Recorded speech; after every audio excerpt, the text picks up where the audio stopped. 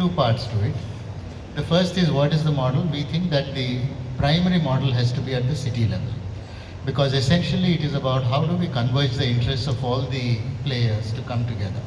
At the state model, it gets a little bit more diffuse. So I think the city needs to have a professional CEO. They need to have the industry on board. They need to have the state tourism, etc., everybody else on board. But the city by itself might not have the resources that are necessary to put the city on the MICE map, which means that in India it is essentially the center and the state which are state, yeah, where bulk of the resources lie. So I think we need to have a state level bureau or a cell or whatever you call to essentially promote the cities and to underwrite the costs that are necessary. And therefore, when it flows out like that, then the city is the one which is taking that decision. The state is the one which is championing it, underwriting it, and then they're coming to the government of India for support.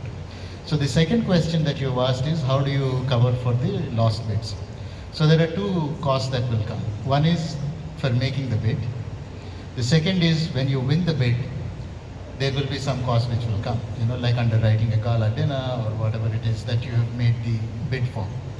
So we can provision for both, and we can put some amount of money saying that you guys go and make the bids if you think whatever, but let us know which are the ones you're doing. Never mind if you lose the bids, we will underwrite, that cost still. The second part is, if you do win the bid and you come back, then we will sort of see what we can do, because as one of the things that was raised is not about what is it that the event can do to the ecosystem, of that city, the economic that impact, state. of course. What is it exactly? And I think that is how we need to sort of pitch.